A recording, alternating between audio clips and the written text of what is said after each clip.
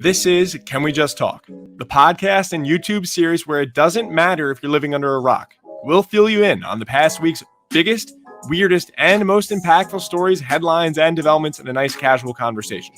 Set your volume and settle in, because coming to you from a random basement in New Jersey, this is Can We Just Talk. Another episode on the books. Same crew back: Troy D. Savino, Jacob Berg, Chris Sakonis, Richie Welbrock, Austin D. Savino. We apologize for some delay. There was some bad internet here at Half a Rack's Ribs house, so we apologize for that. But we're off to a running start now. Only a couple minutes late, so we're happy to be here, and we've got a full agenda to get to tonight. We actually have a bit of a different situation with how we're doing it. We're going to be spreading the news wealth around tonight. Everyone's coming in. We've all got a story to share. So I'm excited to kind of hand over the ropes and allow some people to bring their own stories to the table. So I bet you can kind of guess what some of the topics we're going to talk about. First, I will just kind of bring in everyone. How is everyone doing today? Pretty good, Troy. How about yourself? I'm doing all right. Chris, good? I mean, Rutgers basketball won by 30, so that's always got me in a good mood the day after. So good. Glad to see you happy. And Richie, how you doing? Yeah, I was just waiting for Chris to decide if he was good. If Chris is good, I'm good. Troy, you know that. Cool. And Austin, you all right? I was good until you started attacking my Wi-Fi. I don't understand what that's about.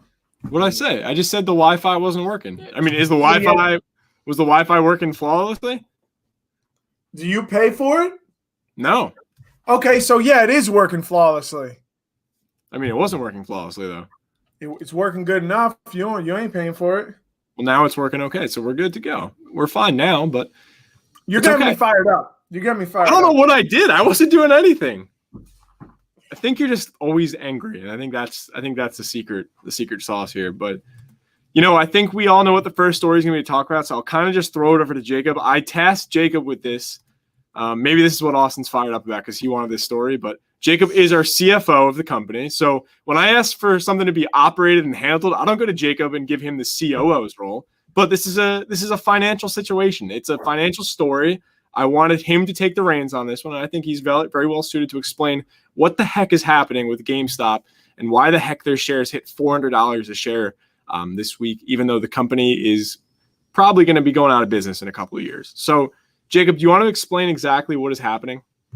You bet. I'm going to do my best here, and it's definitely a long story. I know that there are lots of podcasts, lots of other stuff you could see, newsreels. They talk for hours about this story. I'm going to try to simplify it just in a couple minutes. And I've heard a lot of people say GameStop when they're kind of saying GameStop stock. So I'm definitely going to do that like once or twice, just putting that out. But without further ado, I'll kind of get into this. I got my note sheet up, so excuse me if I'm kind of reading off here, but we'll start with some key terminology. Then I'll kind of give you guys a timeline, what went down. After that, I'll talk about some key players and kind of how they're feeling about this. And then after that, you can get to see our takeaways, which is, I think, the best part. So I'll try not to waste too much time in the explanation. But so to start off, so for some terminology, we're going to need to know what a stock share is. And a stock share is a share of ownership in a company. The price of the share somewhat correlates with the performance of that company in normal circumstances.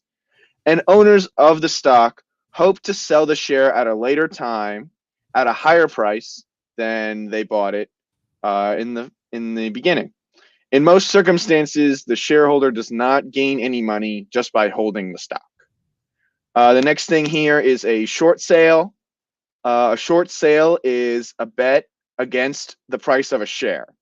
In a sense, you borrow a share from somebody else and you sell it, and then you have to buy it back at a later time to return it to the person that you borrowed it from. It's a complicated task. It's a complicated thing to understand. It also has unlimited potential losses because the price of the share can increase infinitely. So, when you bet against the price of the share, and you're wrong and the share price goes up, that difference is the amount of money that you're going to lose. Lastly, we got an option. It's sold for a lower price than a share, which makes it attractive to investors. It gives the investor the ability to buy shares at a later date for a set price. And it also has a lot of, it can turn gains exponential just due to its sense. So yes, I know those are some complicated terms. If you don't understand them, I would say look at Investopedia, look at a couple other resources. Some other people are better at explaining it than me, but I want to give you guys just a brief refresher. So next up, what went down? So this all kind of started with Andrew Left from Citron Research. And he puts out some research and he takes a short position on GameStop. He's basically saying, look, GameStop, not that good. I think the share price is going to go down. And he puts out his research and he says, this is where my money, puts his money where his mouth is at and says, this is what I hold and this is how I see it. Melvin Capital is a hedge fund, and they also have a large short position on GameStop. Now, when we think about GameStop, many can agree that GameStop is obsolete.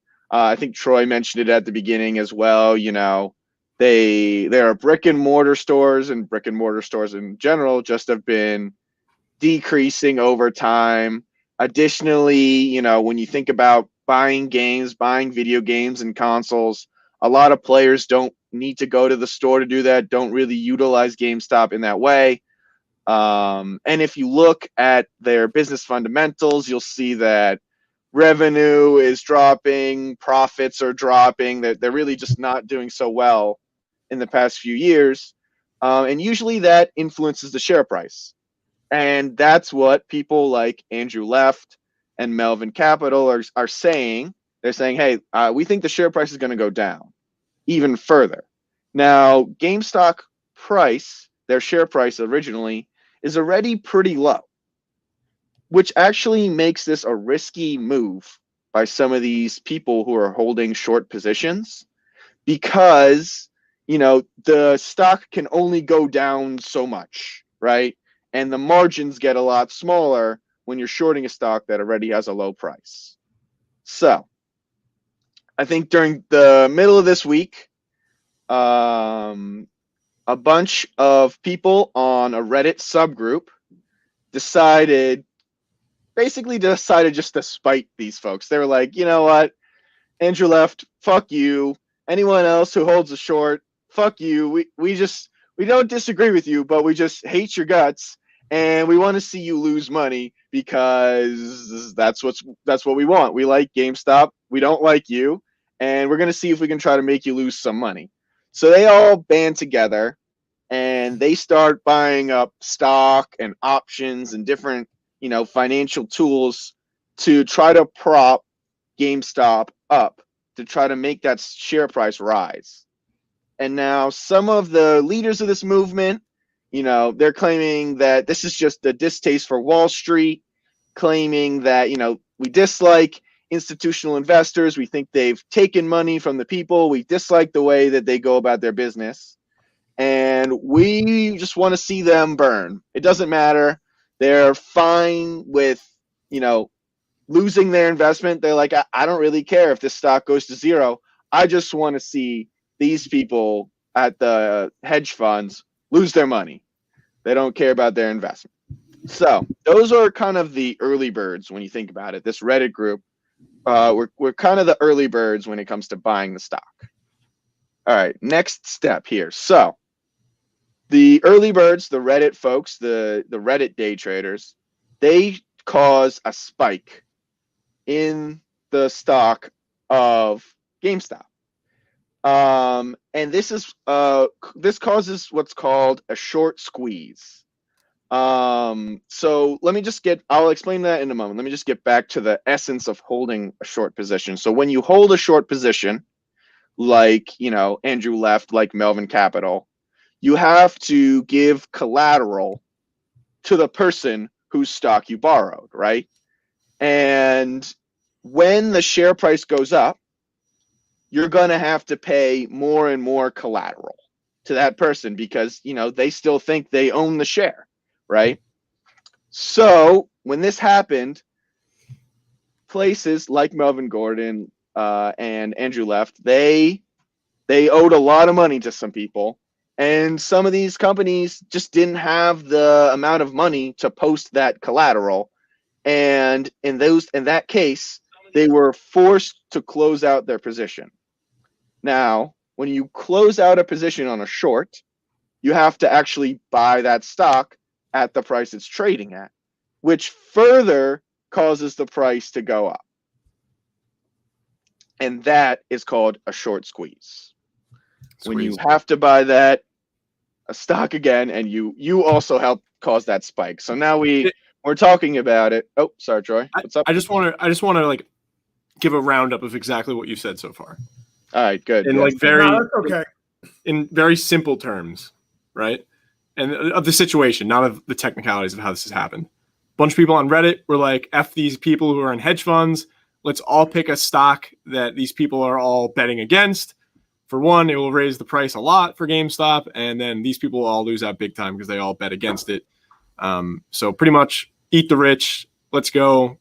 F the people who are in hedge funds, and let's make this really funny. Let's do it for the meme. Let's go with the Reddit team, and let's make this happen.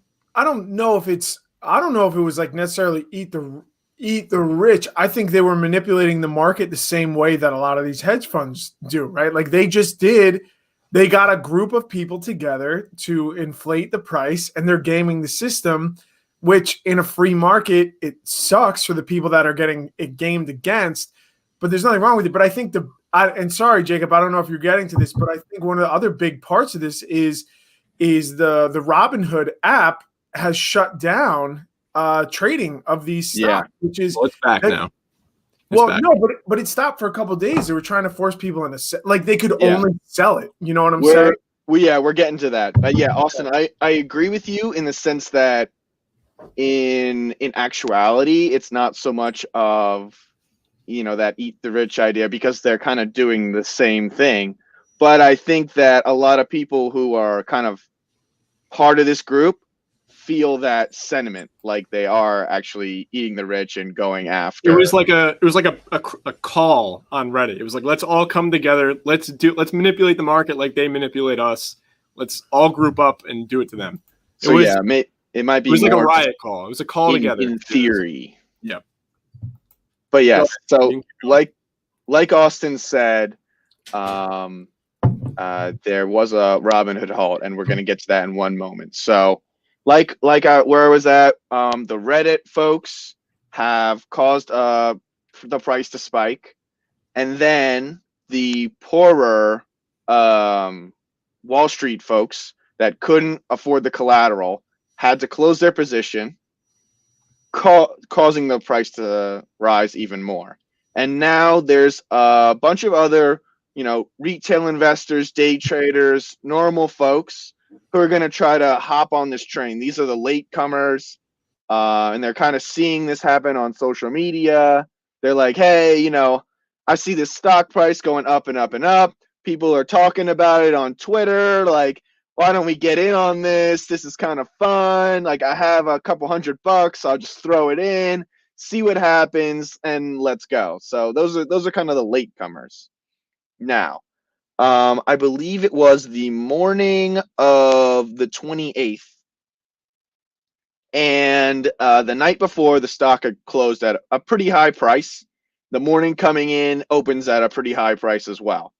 And Robinhood, which, like Austin said, is an app that a lot of the day traders in the Reddit community, the early birds, or even the latecomers, that Robinhood app halts buy orders, stops people from trading the stock, and basically, like Austin said, only allows people to sell. It only allows people to close their position, only allows people to it's manipulative. Get rid of the stock. And Austin is right. It can be seen as manipulative because people outside of Robinhood could still continue to buy and short and do other things than close their position. Is it legal for Robinhood to do that? It kind of is, because when you join Robinhood, you agree to a whole heck of a lot of things. Like in a normal sense, maybe not, but I'm sure that Robinhood had some sort of clause in their user agreement that says, hey, we can do this if we want. But you're right. It is. I mean, the community is really mad about it. I'll give you guys a second if you guys want to put in some thoughts on that, and then I can kind of explain how Robinhood's defending themselves. A lot of people. Go ahead. A lot of people were just pissed off yesterday. They were like, we're finally getting our share. We're doing what we have the right to do, just like these hedge funds do to us all the time. And they have so much wealth to throw around that their wealth really does control a lot of the things that happen in the market. And people are pissed off. They're like, this is our time to shine. We finally came together, and collectively we were like, let's make this movement happen, just like the people who have a lot of money can make it happen. Instead it's individuals all coming together to do it. And people were pissed because it's like, just as soon as they kind of take that charge for the first time ever, an app or many places where you'd be making these investments is like, all right, we're putting a halt to this because we're not used to seeing this. It seems they thought it seemed like sketchy. I mean, some of the rules if they wanted to do this, they had to like detect fraud involved, which there's no fraud involved. I mean, the reasoning and the way this is happening is very evident. You can go to Reddit and see why this is happening. It's because all these people are just investing together at the same time into the same like 4 or 5 stocks. So there's no fraudulence involved. That's what hedge funds do, just not on a subreddit.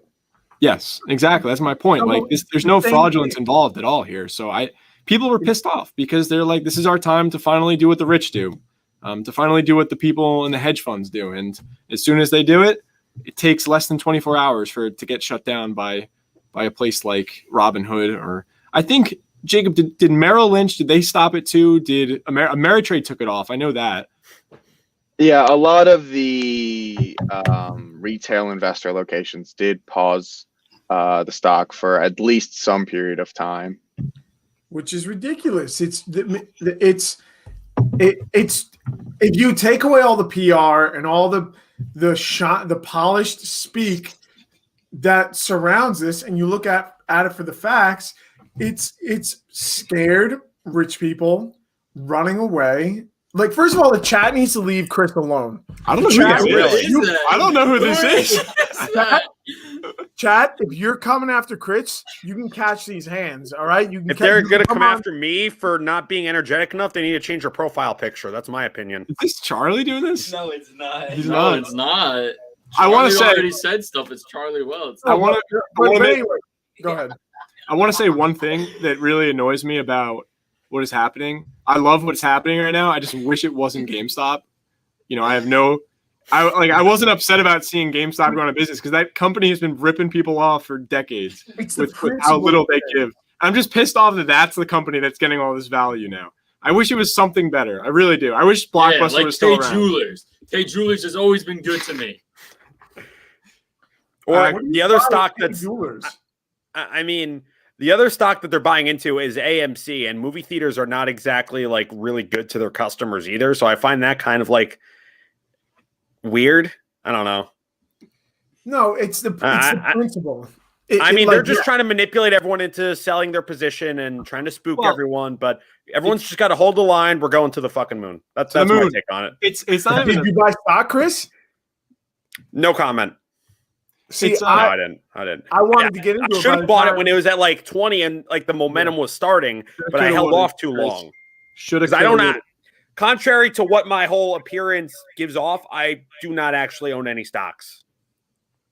I also want to point out. I would never guess that you own stocks. I would guess you'd own maybe a gold 747 Boeing. No, the joke is that I look old. But Chris owns war bonds from World War I. That's what Chris has. Yeah, maybe stamps. I would give you stamps. I mean, the reasoning that it is GameStop, it is AMC, is it's like this is like that was the point. Let's stick it to these people. Let's throw a bunch of money at companies that really shouldn't be having this type of evaluation, and they pick the two companies that kind of the pinnacle of that right now. It's GameStop. For one, that didn't really take a pandemic to show that that company is worthless at this point. They were going to be out of business in probably 5 or 10 years. They were the new Blockbuster. And then AMC, places that can't really even show movies right now. It's just like they chose these stocks because it's like we are making such a joke of this that we just want to come together and finally get our money's worth. We don't even need a good stock to do this. We don't even need like a realistic one to make this work. We will choose a place like GameStop and AMC. And then it spilled over into like Tootsie Roll. The Dogecoin was getting some investments, which is also another cool story. I think Kodak, I think, was in there too. Kodak.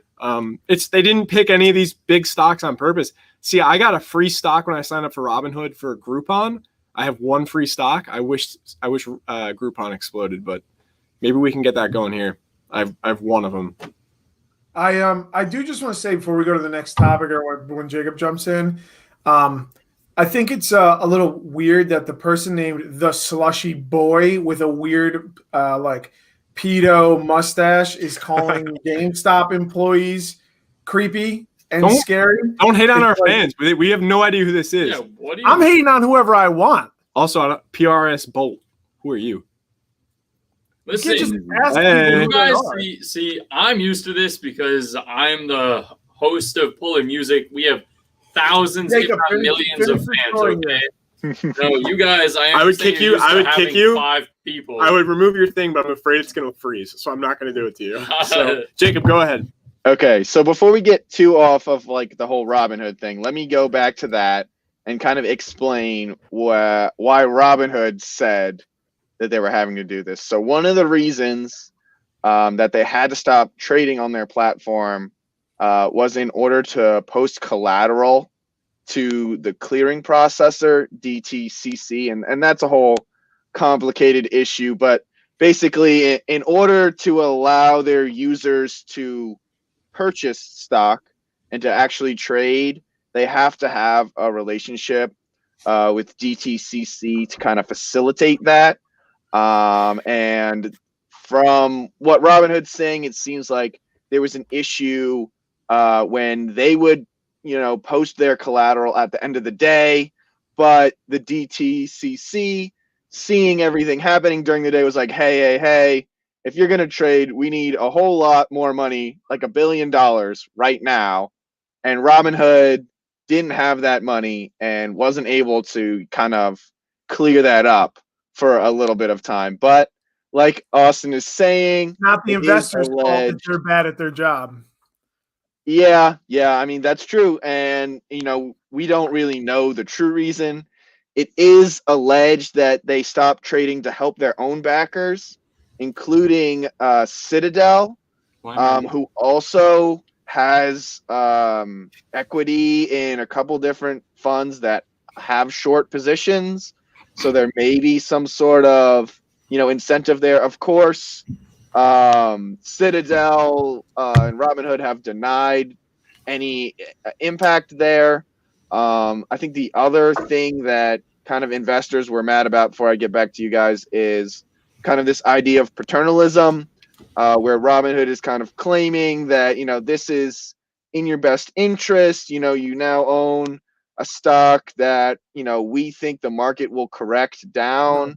And we want to influence you to sell. It's eyewash. It's eyewash. I don't mean to cut you, Jacob. I'm not doing that to you. I hope you don't. It's eyewash. It's like it's PR. You can spin it however you want. It's scared and shameful practice. It's the rich protecting the rich. It's Robinhood being the biggest hypocrite of its own name. It's protecting the rich. It's like whether it works in their favor or not, that's the idea of the free market. So if you're going to lose money, hey, that's your right to lose money. If you want to make money, that's your right. If you want to do something that's like kind of, okay, we're all grouping together just like these people out.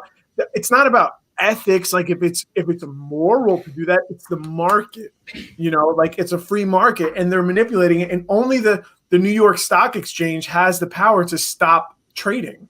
And, there's a difference between violations of terms and conditions and like when you sign into the app and then there's this. So it's just, I don't know. Yeah, By the way, we have a bunch of new people coming in right now to watch, so thank you guys for joining. Yeah, welcome to all of our fans here. This is PRS. the first we've seen a lot of these. This is a Oliver, podcast, not a radio show. What else are we talking about here? Let's go. What do you mean? What's wrong with me saying hello? So mad, bro? What are you so angry? I'm gonna put you in timeout. What is the beef? What's wrong? What's wrong with you? What's going on? Out of here. You don't want me to thank people coming in to watch us? PRS Bolt, or is it with Oh my god. What's Look at this guy. This guy's just saying hi, and you're like, fuck you. Fuck you. Get out of here. Get out of here, bitch. Get out of here. Get the fuck out of here, bro. Hi, Kerm. Ready to continue? Yeah. Go ahead. Okay. Chris was saying something. Hold on. Chris was saying something. Sorry, Chris. You got it then? Before going? Yeah, I was going to say, like, I find it very hard to believe that not letting people buy certain stocks and thereby, creating an incentive to sell and an attempt to sort of like tank the price is somehow in the investor's best interest. I would love to get an explanation as to how that makes any sense. I think Austin's pretty right. It's a pretty cynical move. It's a pretty shameless move. And, they deserve all the heat they're getting for it because it's a really crappy thing to do to their investors. Well, I'd say to Robinhood's point, the reason there is if you believe that the share price will eventually correct itself down to near where it started at, because this is kind of manipulated gain, then what you're doing by not letting people buy is stopping people who kind of like saw this trending on Twitter and said, all right, I'm going to get in on this, without really understanding kind of the levity of their decision. And I mean, that's classic paternalism. I don't know if that's necessarily true either, but I think that would be kind of somebody's counterpoint to your point there, Chris. I think Oliver brings up a good point. Can we put his comment on the screen? He did like 6 things. What do you want me? Which one do you? The first one. The first of the G's? Yeah. I think that's a good point. Chris, weren't you going to say something? What did you want to say? Yo. I mean, I didn't really have anything else to say. I don't know. I just find the whole thing kind of bizarre. But actually, no. Here's what I want to say about that. There's a lot of people on Wall Street Bets, besides, the rocket emojis, hold the line, we're going to the fucking moon, all that stuff. Besides all of that, there was a lot of anger about like what happened in 2008 when the stock market crashed.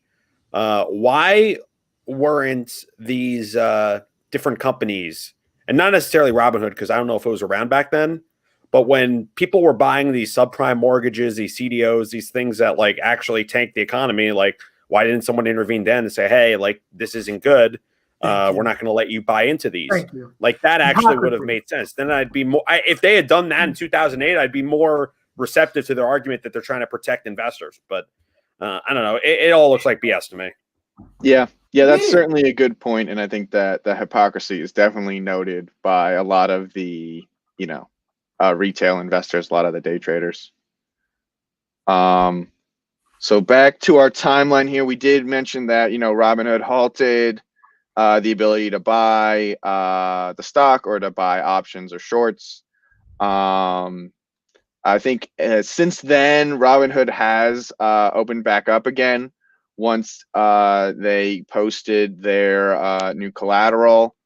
And like we've mentioned before, just the last point here is that, other stocks like AMC and other financial instruments like Dogecoin have also seen spikes in price, possibly due to some of the effects of day trading. The next thing I want to explain, and does anyone have anything before I go into the next part? I just wanted to kind of explain the reactions from all the parties involved. No, and that's what I was thinking of. That'd actually be super helpful, Jacob. Go ahead. Yeah, briefly walk us through everything. Okay, so first we got Wall Street. So they're obviously unhappy. Some of them are unhappy, at least are unhappy because they lost a lot of money. A lot of these people holding shorts lost a ton of money. They're kind of mad at some of the regulation for day traders because it is different than the regulations that they face. And I know there are a couple reports of people like Andrew Left getting death threats, getting his family getting death threats from people on the Reddit chain. So obviously they're going to be pretty unhappy about that. Some of the people in Wall Street are happy because some of them kind of hopped on this train. They saw the stock going up. Maybe they made a correct call and were able to invest at the right time and made some money. Some of the richer hedge funds and people who owned short positions kind of are probably a little annoyed that they had to put up a lot more collateral. But if they have the money, then they can kind of wait it out if they think it's all gonna level out in the end. Up next is Robinhood. So they're pretty unhappy. Obviously, everyone was trading in one stock, which makes their job pretty hard to do. It's a pretty abnormal circumstance. But yeah, Austin's right. They probably should have been prepared for that, and they probably should have been able to keep this trading open. And that's really kind of ruined their reputation, which I'm sure sucks for them. The day traders, and we have, again, some of the Reddit folks on kind of the early birds and some of the latecomers. So some of them are happy because, they bankrupted at least one of the hedge funds that I saw, Melvin Capital. And some people made a lot of money. A lot of the early birds, a lot of the people that were kind of leading this movement, they made a ton of money when the stock went up. I'm not sure if it was realized for them or unrealized. I'm not sure what their positions are now, but they at least had a chance to make, up for many of them more than a few $1,000,000. Some of these day traders are unhappy. Obviously, the freeze by Robinhood was pretty bad for them. They definitely didn't take that well. And you can kind of see that from our assessment of the situation as well. They're kind of mad because I believe the government kind of helped to bail out some of these hedge funds that failed. And obviously that's going to make people mad, especially now when we're thinking about COVID stimulus and the lack of that. Not to mention the servers were shut down on Reddit. So people are going to be mad about that as well.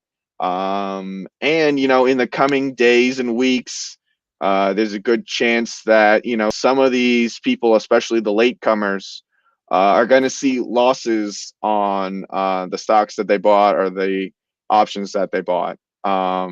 Last up, we got government folks. And basically, they're kind of just mad because the people are mad.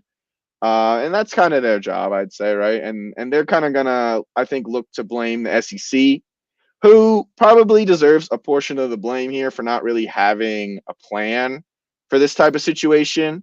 But I will say that I think the government kind of wills the SEC forward. So really, they're just kind of blaming themselves. But I've got a couple takeaways, but I kind of want to get your guys' thoughts before we get back to me again. Go ahead. Oh, Troy had me muted over here. I have one thought. First of all, why is my freaking screen blue right now? Why am I blue? He's on a Nintendo DS. And also, boys, can I just get an F in the chat? Can we get some Fs rolling in the freaking chat for stonks? Am I right? Stonks. Well, listen, I want to wrap up the stock talk and we'll move over to some stuff. So we'll give our final thoughts on this. Fs. But yeah. Listen, beginning of the day, everyone was happy. They were giving it to the man. They're getting their money's worth. They were showing the hedge fund people. And then the hedge fund people were all sad. And they're like, all right, we got to do something about this. So then, they called on their friends over at Robinhood, over at Ameritrade. They're like, all right, you got to let them not be able to buy them anymore for a little while. And then those people were angry. And everyone was just angry because money's involved. So there's always going to be some angry people involved. But now it's back. But it looks like we saw the height of it for a little while. Unless you're in the chat of everyone saying, like, hold the line. We're still going to the moon. We'll have to see. Maybe this time next week, AMC will be worth like $6,000 a share. Who knows? I kind of doubt it, but I don't know. We'll wrap up the stock talk. Jacob, I'll let you give your final thoughts, and then we'll move over because I want to hear Chris's story too. Okay. Yeah, I just got a couple of takeaways real quick, and I got three quick ones. So the first one is all this is done. Everything that's done person to person is all hush hush. Nobody knows what other people have, and like unlike financial institutions, when financial institutions publish research, they have to give their position. People on Reddit don't have to give their position, don't have to tell you the truth, and don't have to be accurate with you. The second thing is and obviously as a business major, maybe I'm seeing this from a different light too, but I kind of dislike how everyone thinks that they will only make money in the stock market. Like, I think it's a lot more like sports gambling than some people will kind of admit. So all the people that are saying, "Oh, we're gonna hold, we're gonna get gains," well, some of you are not gonna get gains, and that's kind of the way it goes. And that's mostly because I think the we're all in this together mentality is kind of flawed, because the people who lead these groups, the people who were in on this first, they're going to make a lot of money. And for everybody else, it only works if you sell before everybody else does. If the stock is not really priced accurately, a lot of people are going to lose a bunch of money because the stock price likely will eventually correct. But yeah, those are my 3 takeaways.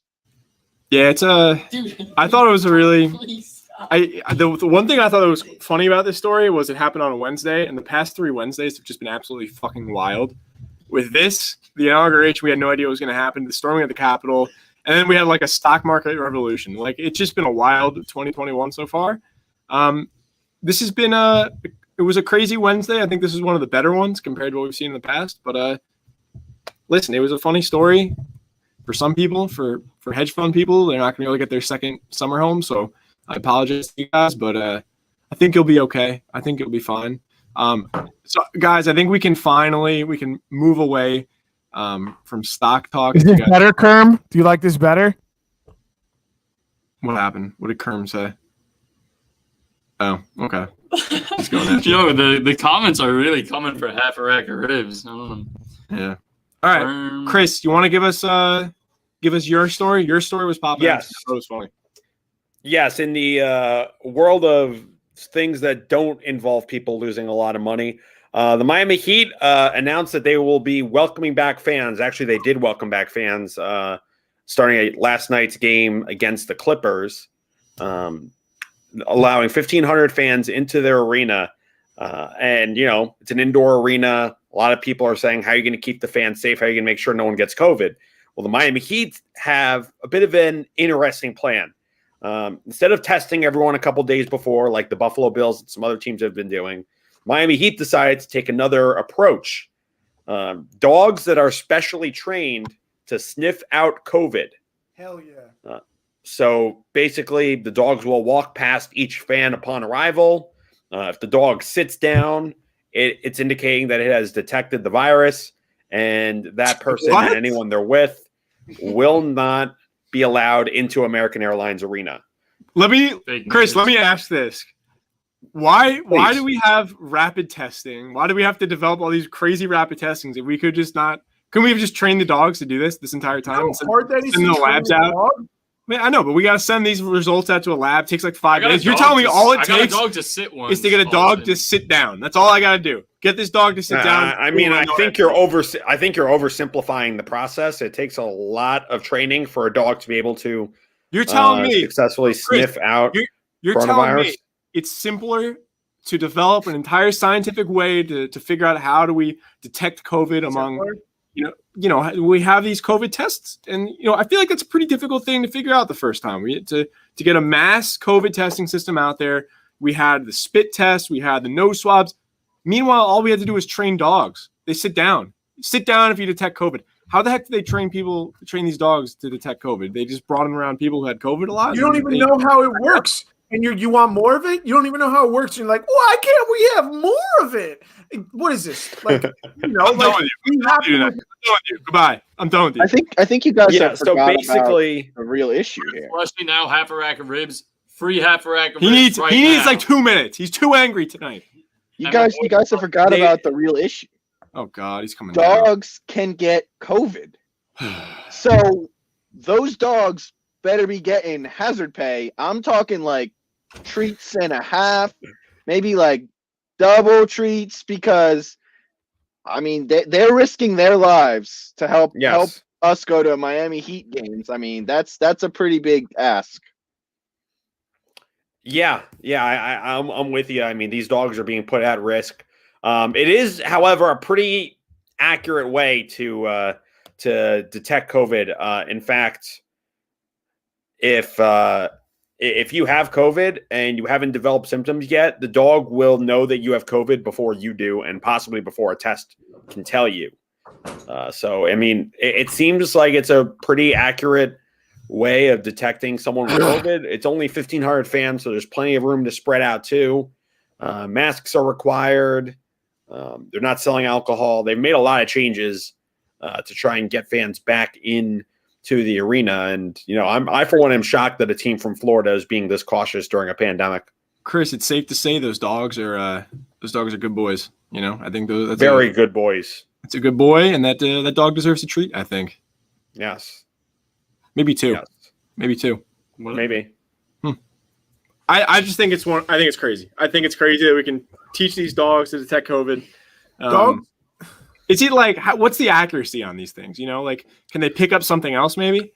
They said it's about 95% sensitive, which is like, that's pretty good. Slightly less than like the tests that take a couple days to come back. But considering how quickly you can screen people, I would say that's pretty good. They need to get like a wiki how to train your own dog to do this. Yes. That would be do you know how hard it is to have dogs become like bomb sniffing dogs or disease sniffing dogs? Like, do you have any idea the years it takes to get dogs on the, like, my dog doesn't even know not to lick certain parts of his own body. It takes years to do this because COVID hasn't been around for years. It came out in like March. It really hit the United States. So I feel like it didn't take that long. Get destroyed. I feel like, and you think this is blue, like, you think this is like a whole, you think the first place in the United States that would have access to this high level of training is the Miami Heat basketball arena? You're turning into me. You're turning into me. You see, like, this is a good thing, and you're like, oh, why can't there be more of it? Why? Blah, blah, blah, blah, blah. Like, that's my lane. Stay out of my lane, bro. Like, you're like, this is a good thing. This is what more testing and more insight into this disease is always a good thing. Can you please give chat some free money?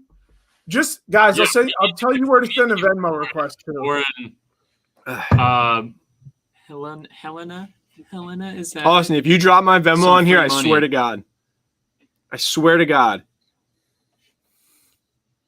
Why am I blue? All right. Why am I blue? I think it's crazy. Jacob, now, Chris, you're surprised that any Florida team is being this safe. I mean, I don't know if this makes it like super, super safe because they're still. I'm saying by Florida standards, it's safe because Florida, like. If a Florida team said we're going to pack the arena to full capacity, like the state government would not stop them. No. People in Florida, and I've experienced this firsthand, people in Florida are like notoriously not caring about COVID. So the fact that the Miami Heat are going through all this trouble when, from like a legal perspective, they wouldn't really be required to, I actually think it's kind of, I don't know if I would say impressive, but it's interesting to see the lengths that they've gone to have fans. I mean, the Raptors are in Tampa. They are having 3,000 fans and not testing them. And Miami's not even having half that. So, well, Canada probably has this all under control by now, I would imagine. They're actually in lockdown right now. All right, Chris, I'm defending you against chat. All right. I'm just saying, I appreciate that. We're going to talk about it. You. All I said was that Canada was in lockdown right now. I know. I'm just messing with you. No one's safe. All right. No one's safe. Now, let me ask you guys this question: if you had the opportunity to go to an NBA game around here, dog could sniff you for COVID, and everyone else around you, 1,500 people, you could spread out way beyond. There's no good basketball teams in this area. There's no good basketball teams in New York City, and there's none in Philly, and there's no good college basketball teams in New Jersey, New York, or PA. They're not good. There's no regular season. There's no regular season NBA game that you could convince me to go to in general, just without COVID. You could barely convince me to watch one on TV. Definitely not making the hassle to go, paying that extra money. So To be with honest, COVID, hell's no. to be honest, the selling point for me would be to see these magic dogs that can sniff COVID. That's what I'd want to go to this for. I want to see the dogs that can do this. This is magic. This is magic. They can smell COVID. Have you been to Penn Station or the airport? They have bombs. It's not a bomb. There's chemicals and stuff in bombs. What are they sniffing on COVID? What do you think a bomb? Do you think like modern day bombs are just like that old cartoon TNT black round ball with a wick sticking out of it? No, it's like that's what they were like back in my day. But it's still like C4 and chemical comp. What do you think they're like? That thing will blow up now because it is a bomb. No, there's still chemicals involved. How do you think the dogs smell it? Okay. Well, I mean, if you know so much about dogs, then why don't you tell us how long the training? What I'm saying is, I would just like to point out, I think Troy knows a little too much about bombs, might I add. I'm just interested. What are the dogs smelling? Whoa! They smell chemicals on bombs. What does COVID smell like? Do you know how many more receptors right now? Because he's rank right now. I don't know. Yo, Old Navy crew neck sweatshirt. You need to chill out here. Do you know how many more nerves or sensory endings there are in a dog's nose compared to ours? Just because you have a stuffy nose and it's hard to smell fettuccine Alfredo. I'm not denying if this is real. I'm simply asking. I want to know what these dogs are smelling. What does COVID smell like? I'm not like, there's no way this is not true. I believe it's true. I'm just saying, what are they smelling? What does COVID smell like? Are you asking us? You think anyone on this call knows? I'm so done with. I can't deal with you tonight. I'm gonna put you on mute. I'm gonna kick you out of your own house because this is getting. Chat's got my back. Chat's got my back. I can actually answer that question, Troy. Go ahead, Chris. I'd love to hear your answer to this. Yeah, because I went back and read the article again, and I picked up on this a second time. This guy is named Kenneth Furton. He's the vice president at Florida International University, which trained these dogs to work at heat games and other areas. He says, in this case, dogs are trained on the odor of the virus and on the metabolic changes of a person who has COVID that produce an odor that dogs can smell that we can't. And they can be trained to basically sit down and be a good boy when they smell someone that has COVID. That's crazy. That's crazy. What if the dog just gets tired and accidentally sits down next to someone? Yo, then that guy's getting does that person have to get kicked out of the game? Like if he sits next down to the I would assume they wouldn't be allowed in. Oh boy. I don't know. I would hope that like they get like paid time off where they can sort of relax, and they don't have to do that. So I don't know. Jacob, I don't know how that would work, to be honest. You made a good point, Jacob. These dogs can carry COVID. So I hope these dogs are safe. Like can dogs like get the negative effects? I don't know if they can get sick. I think they can just get infected. So they can carry, but they don't get sick. I don't think it like gets them sick like it does humans. But they can carry it. Yes. Okay. Interesting. Well, I hope the handler is safe for this because the dog lives with somebody. So I hope the handler I guess that would be a concern. That dog has to come in contact with a lot of people. You got to take Clorox wipes and wipe the dog down when you're done. I think Anal Lord has a good point down there. Was good, dog. Cool. Jake, Chris, good story. I enjoyed it. I thought this was very, very funny, interesting. I'm not denying whether dogs can smell COVID. I'm just fascinated that their COVID has a smell and that their nose is that good that they can smell. What did you say?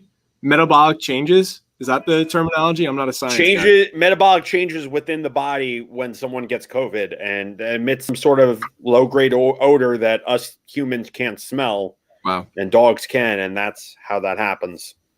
I read a thing about dogs being able to smell changes in like blood sugar, like hormonal changes in blood sugar. So like people that may need an insulin pump or people that have diabetes can actually use the dog to help them, which is kind of interesting. So kudos to dogs. Really, really man's best friend. I want to say this and then we'll move on. Wait, can I say something first? Yeah, you can go ahead. Okay. I forgot. Okay. All right. I wonder if during this training process, it was like every time they sniff it correctly, we'll give them like a milk bone or something or a little treat. I wonder if how else are they going to train them? No, they get it's a special toy they have. So they only get when dogs like this canine units are working, they only get one toy the entire career. That's it. It's usually like a towel that's wrapped up with some bands around it, and that's it. So it's the only thing it knows that is a reward. And like the training is insane. Pat Diego he's saying it right. I was gonna say, like, I wonder if, whatever reward, if the dog just keeps sitting down and like the numbers of COVID cases are spiking because the dog just wants more treats or rewards.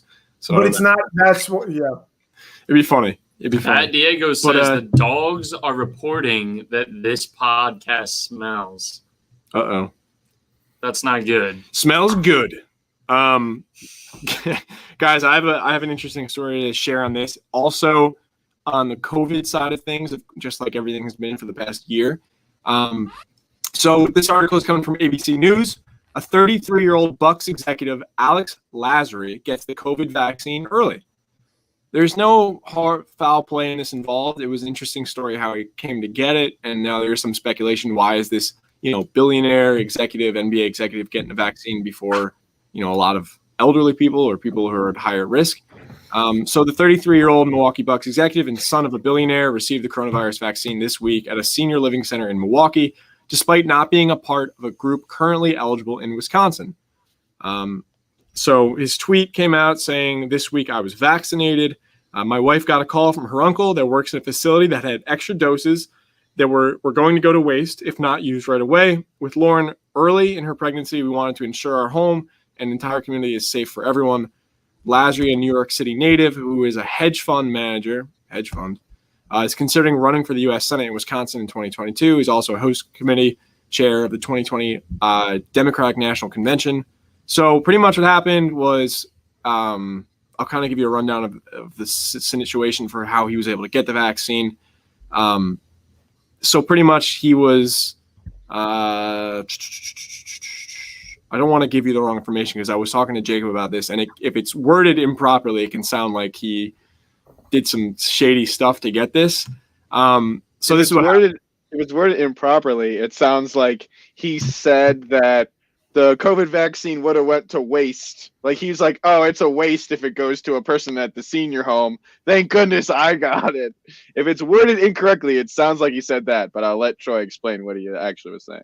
Yeah, so pretty much what happened was the Senior Citizen Center, they had like extra doses with the person that Lazary had contact with. He got word that they had extra doses. Had they not been used, they were going to go to waste.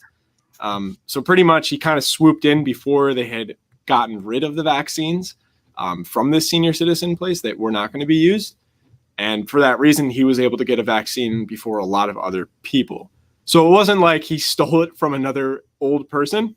Which I wanted to clarify that. It's just like, you'd think they would have a system set up that they have these properly accounted for so that there weren't wasteful situations taking place. Well, and it's just fascinating that some of these, like this is happening all over the country. There's a lot of vaccines going to waste right now. Well, there was an article on NJ.com about Hunterdon Medical Center. Actually, I don't know if you saw that some board members and trustees got it. But sometimes they're able, depending on the size of the person or the age or things like that, sometimes they're able to administer more than one vaccine per vial. So even if they have one vial per person, if you get a couple that you're able to get two out of, then there's some left over. And I think we're entering a space where we need to be a little bit careful around with the media, how it's presenting some of this, right? So if in actuality these were going to go to waste, it's better that they're in the arms of someone than in the garbage, right? So it sucks.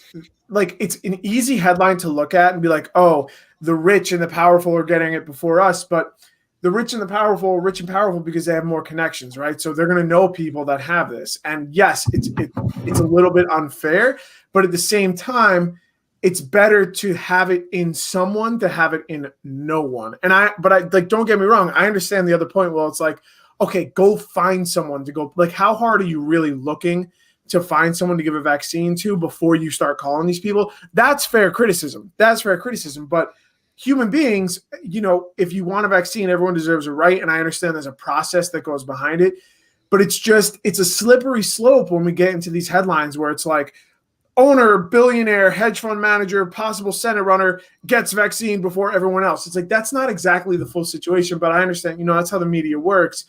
So normally I'm, anti the rich and the hedge fund people, but in terms of medical and health, I think it's important that people are getting the vaccine first and foremost. How they get it, that can be examined later and why they get it, but them getting it shouldn't be the headline. How they get it should be, if that makes sense.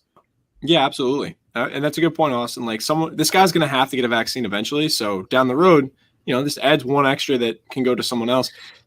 If this situation had come up to me, if someone was like, hey, we got an extra vaccine, you want to come in 30 minutes, you can get it, I would say yes too. And I'd probably feel guilty, be like, did I just steal that from someone else? And I'd be like, there would be people who'd be like, why did this, 21-year-old guy, chat, I'm not a little kid. Why did this 21-year-old guy just get a vaccine before a lot of people who are elderly and have, pre-existing conditions? I would feel guilty too. So this guy, he came out, explained, listen, this guy just made an opportunity. I said I would take him up on it. I came in, it was going to go to waste. Obviously it should have went to someone who was a senior citizen, first of all, but this is the situation. Nothing I can do about it. I'm not going to let it go to waste. Like he said he wants to take care of his wife. Like, let's not kid ourselves. If we all have if my wife was expecting, or like if I had a chance to ensure the safety of my loved ones, and it wasn't breaking a law or it wasn't taking the vaccine away from someone who needs it more. And I think that's the crucial piece, right? Like, that's what we should be asking. Not did he get it, but did they take this away from someone who needed it more, or was there really no one else? And in most cases, there's probably not going to be no one else. And like, that's what these journalists should be looking for. Like, did they skip over people to give it to them? Not they had some left over on a Friday afternoon at 6:30. They don't have another appointment set up for Monday and they're going to expire by Saturday morning. Like, it's there's a lot of minutia that goes into this stuff. It's an interesting story. I want to get Chris's thoughts on it, because there's a lot of stories now coming out. Like, people from other countries are coming over now too to get in lines because they're getting. I saw a couple stories on the nightly news this week. There was reports that people were coming over from Canada and they were getting a vaccine before some Americans, just because they have these leftover lines. You show up, and this isn't like a rare thing. Like, this is something that is happening, that they're like, we have leftover vaccines. If these people who have appointments, they don't show up, they're going to go to waste. Yeah. We have like an overflow line. You can get in line, and there's a chance if you get in line, you can get a vaccine that day. And it seems like a weird system that's set up. It seems like there'd be a way to ensure that the people who are signed up to get these vaccines, nothing goes to waste. I can't imagine making an appointment to get one and then not showing up after everything that's going on, but I know a lot of things are happening in people's lives. It's just crazy. Chris, your thoughts on this? Yeah, I mean, here's the other thing you have to keep in mind too. Like, for instance, when I hear like government officials and reporters talking about the vaccine, they say, oh, we have 50 million people in this high at-risk category. We need to make sure they're all vaccinated first. That also doesn't take into consideration that there's a sizable portion of the American population, even people who are at risk, that don't want the vaccine even when it's available to them. So we're going to find ourselves in an inflection point. I think we're at like, I want to say it's like 20-something million first doses given out, and a smaller fraction of that being second doses. And we're going to hit a point pretty quickly, probably in the next few weeks, where there's enough vaccine to give to all of the at-risk people, or at least the highly at-risk people. But not all of them are going to get their vaccine because some of them don't want it for whatever reason. And when that happens, we're going to be in this weird situation. Like, do we wait for some of these people to come around, or do we move on to the lower risk categories? So like, that's like a very interesting and important conversation that people need to have about this is, all right, there's obviously a segment of the population that is, raring to get this, including younger people. Then there's a segment of population that wants nothing to do with the vaccine, no matter who says it's safe and effective. So we got to sort of figure that out, because that situation is going to come on us pretty quickly. And, there's going to be a decision. Do we wait for more people in one group to come around to the vaccine, or do we move on to the next group? It's weird. It's a weird dynamic that we have right now. It's like two very opposed sides. But, we'll have to see how it rolls out. I know that they're trying to ramp up how many vaccines they can get out in a day. There's still millions and millions of people in this country who need that vaccine. And the system that's in place right now, there's a lot of vaccines that are going to waste. But here's a story of one person who was in the right place at the right time, able to get a vaccine mid-30s just because of how the system is, and they have those extra vaccines. And, you know, good for the guy. Like, I would do the same thing. Someone gave me a call and was like, hey, we have an extra one. You want to come in 20 minutes to get this? I'd say the exact same thing. You know, you'd probably feel a little guilty about it because someone, you know, maybe have needed a little bit more, but I'd do the exact same thing any day of the week. So this guy shouldn't really feel too bad about what he did. Doesn't sound like there was any ill play. And you're right, Jacob, you said it first. There was a little weird wording involved. It made it almost sound like the guy stole a vaccine right out of the arm of an elderly person. But yeah, Richie, before we move on, you want to give your thoughts on this? Yeah, I just think it's weird that it's something so important they wouldn't have a system in place to It's a good point. You know, not have all these things go to waste, especially considering the amount of people in the country that still need the vaccines. And I know they are probably still going up and pumping more out. And then there's this story of the guy. I don't think he did anything wrong in it. Honestly, I was just trying to say word for word what you said. I thought it sounded good. It was really good. You're making good points. Maybe I have good points. I know. No, genuinely, I was thinking, like, when you were talking, I was like, okay, I'm going to say exactly that and see if they notice. But yeah, no, I mean, I couldn't say anything differently. That's mainly why. I mean, I would do the same thing. Why wouldn't you? Exactly. Why wouldn't you do that? Especially if they're just going to, like, what are they going to get rid of them? No, like, they're going to throw them out. Might as well give them because Exactly, Austin, that's you said stupid. it. Might as well give it to someone because this guy's going to have to get them eventually. And that frees up more to other people. Now there is room to ask questions and look further, right? Like this, like, but the fact that someone's getting it shouldn't be the headline. How they're getting it, if there was someone passed up, that should be the headline, not just that someone. Like, it's gotcha journalism, but it's just. And the only reason it came up is because the guy was the son of a billionaire who runs an NBA team. Like, had it been just like a normal 33-year-old guy, this wouldn't have popped up at all. It's just because, like, ooh, is there something shady going on here? This guy bought his way to a vaccine. No, doesn't look like in this situation. I can't speak on behalf of all billionaires. There could be something like that going on, but this case, it does not seem to be anything involved. And then I'll throw it over to you if you want to bring us into the last story of the night we have for us. Yeah, I'm really excited, and I just want to thank the chat for being so active tonight. I'm a little concerned with a few of you. It's a little just like weird. First of all, I do want to say too, like, we get to have fun with Chris. No one else does. So if you need to come at anyone, come at me. I'm like almost 30. I'm chubby. I'm like super pale. I don't have a fashion sense. Like, you can come at me. Don't be coming at my boy Chris. Okay. I will say Lauren is like the only person who's being nice in this chat. Yeah, except obviously for her friend that I think is watching the fun. show with her, Jackson.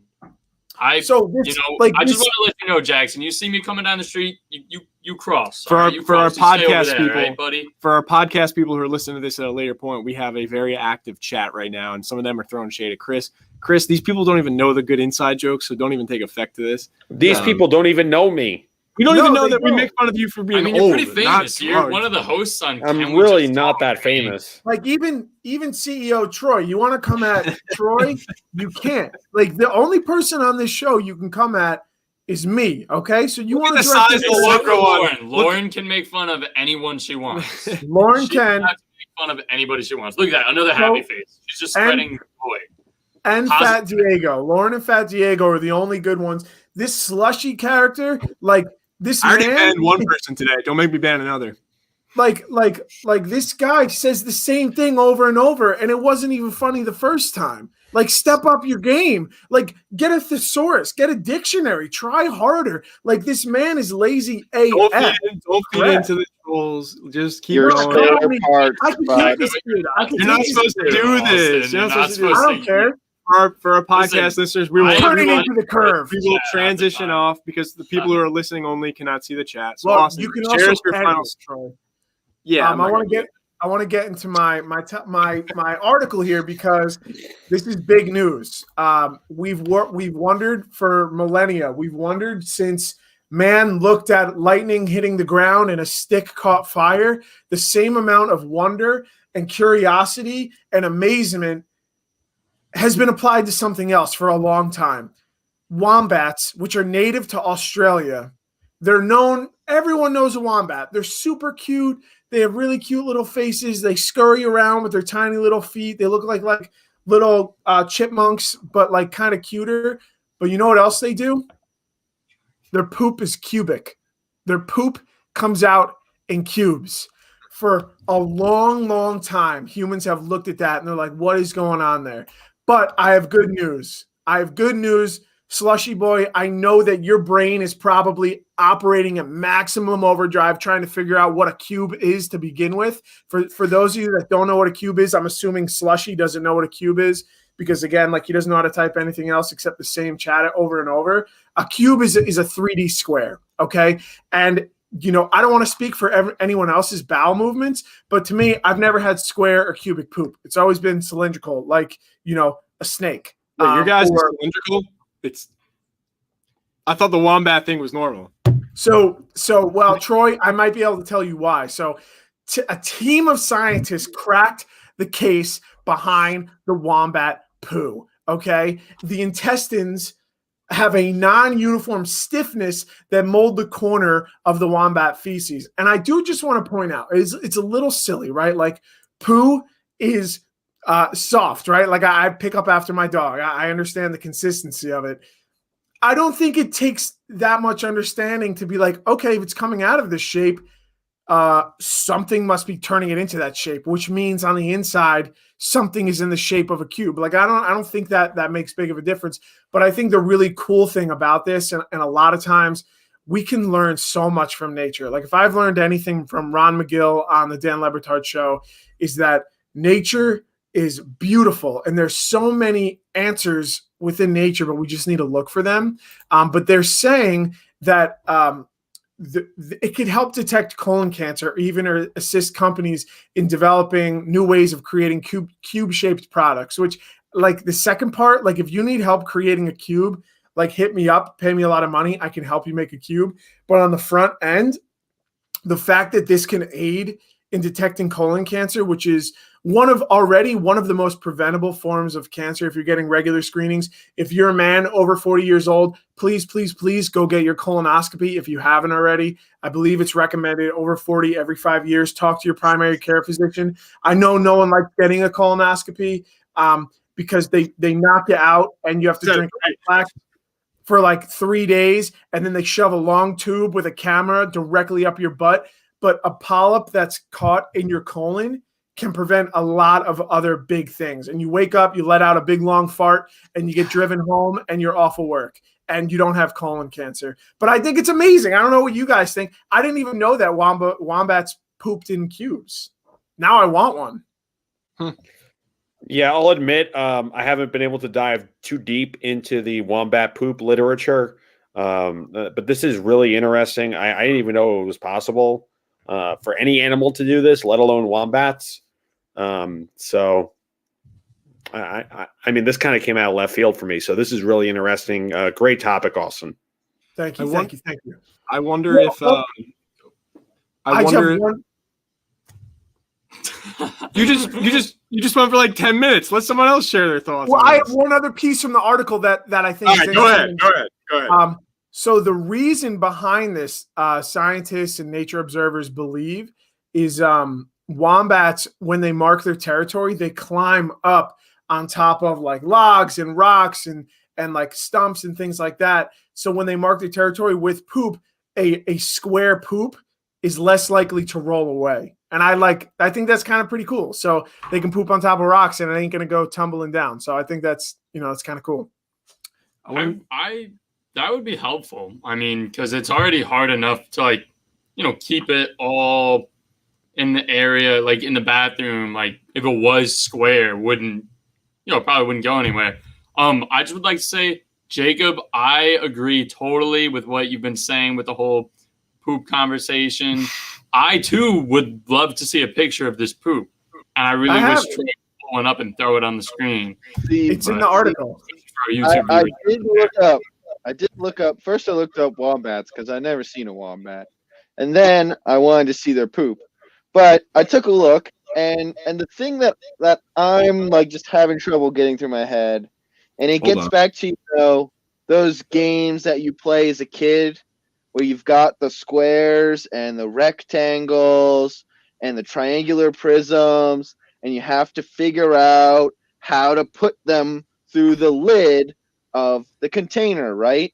Slushy So is good at I'm those games. thinking, do wombats have square assholes in order to get no, them it's out in of the them? intestines. It's in so it apparently in if But I'm how does it has to come out of them somehow? yeah so He's got a Check out point. his He's piss. got a point. You Check out can't, his you piss. can't put a square through a circle. can I answer? So if you look, it's not a perfect square. The edges are a little rounded. In the intestines, some of the mucus is hardened on at the very end towards the rectum. And the rectum as a muscle, I'll demonstrate. It expands and contracts, right? Okay. All Yeah, right, so we it get was the fun. idea. So We it get it all. This is one week where I let you guys pick the topics. I think we're done after this week with that because this is This was disgusting. an hour-long podcast. No, I think it's fascinating, and I'd love to share my thoughts on it. For one, So I'm wondering. I do just I can't with you tonight. It's difficult. I want to know if there are other animals out there that are pooping other different types of shapes now, because maybe the standard isn't so true for everyone else.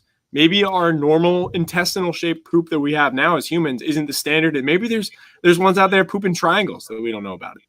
I can't for sure say that after this. For our viewers that are hearing this on the podcast, be careful, okay? I got a little lazy. I didn't want to type in cubed wombat poop, so I just put in WOMB poop. Weird stuff comes up. It's totally different.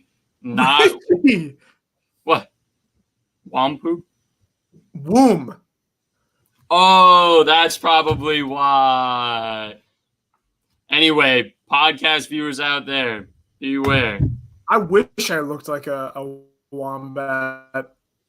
I wish my screen wouldn't stop being blue. So Is it stop blue for using you your guys? Nintendo DS to call it too. No. Richie dialed in on his microwave. He's on his microwave right now. Yeah, so I want to know who else is hi.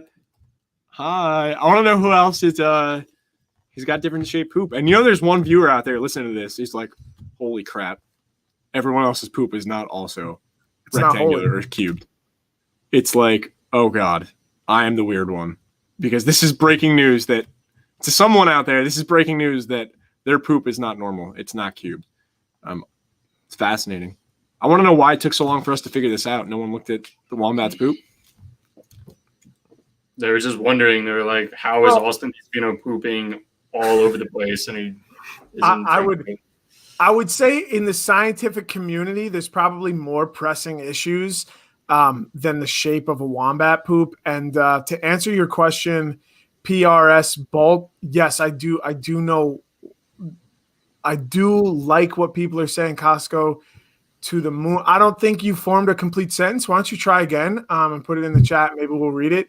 But yeah, Fat Diego, cows poop pies. And Troy, you got pooped on by a bird, and that pooped in a splatter.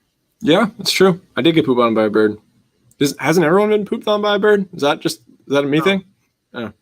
I think that's good luck. It's good luck, apparently. It's good luck, yeah. That's what they tell people who You got gotta pooped hit on by a bird. not a full contact. I think I've been pooped on by a bird twice. So I guess it Lucky wasn't that dude. good lucky. I guess it wasn't that lucky the first time. Caught some shrapnel. It's dangerous down the beach when you're on the boardwalk and there's a lot of birds flying around, or you're on the beach and there's a lot of birds.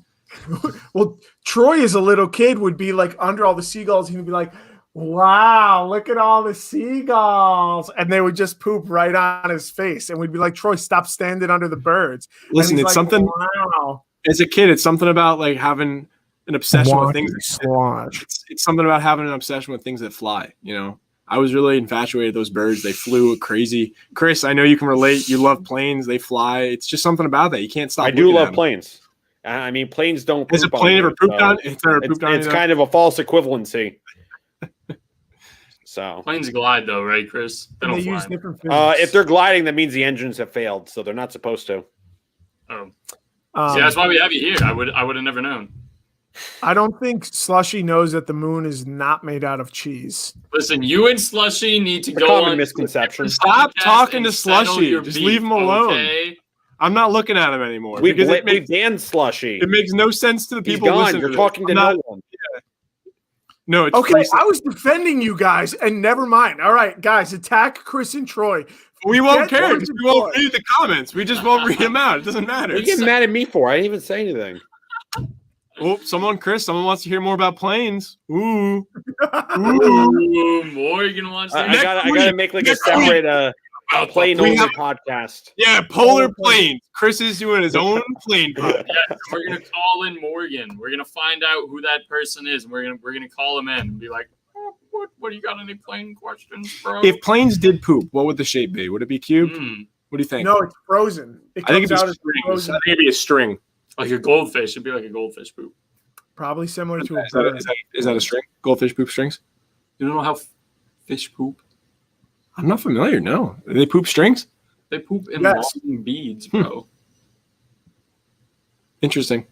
You've never like been at I your didn't really grandma's know. house. She's got some fish, and like you wait for him to poop, and you just like make sure you sneak one. Just make sure. No, notices. but it's a fair point. I guess humans kind of poop in different ways because sometimes you got diarrhea. It's just Oh my- sometimes what is this devolving into? I guess it's not We need consistent. to end So this wait, podcast. It's quickly going down the shitter. Language, Chris, my Christopher. soundboard isn't working. I give you the joke. I give you the laughs, but it's not working. Congrats. I'm sorry. Really That was really good. That was right there for the taking. That was good. Mm. Fantastic. Oh, I think we got everything today. I think it was great doing a round table. I enjoyed hearing everyone's stories. Richie, I really loved your story. I thought it was great. I'm glad we had time to get Thank to you. that one. And notice how. No, you go. You go ahead, Austin. I'll Go wait. ahead. I was going to defend you, Richie. I was going to defend you and say Troy sent out the note to the team like 2 hours ago for everyone to have it. Like Jacob, what time did I send it to you? What time did I send it? Time sensitive, bro. Someone who's not biased in this because they didn't have their story until halfway through the podcast.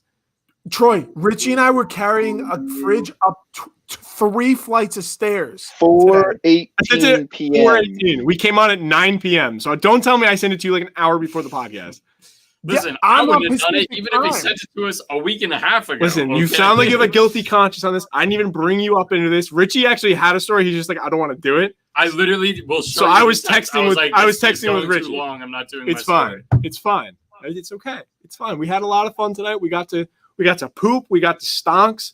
We got to COVID sniffing Stonks. dogs that are like miracle Vaccine. workers that have magic noses. We got to vaccine talk.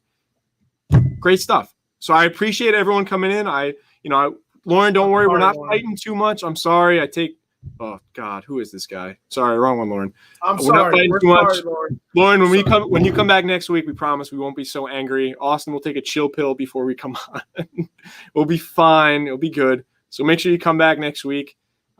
A lot more content coming out this week with the rest of the Polar family, Polar Music, Deep Fried Medicine. Both just dropped an episode, so make sure to go check that out. 6 p.m. It's out now. Link to the Instagram is also in the chat, so make sure to follow us there. You'll get updates everywhere there. So again, this has been Can We Just Talk? Thank you for everyone for joining. We'll have more content coming out soon. Thanks for listening again. Can We Just Talk? Everyone stay safe, and we'll see you guys next week. Thank you, everyone. Except Slushy.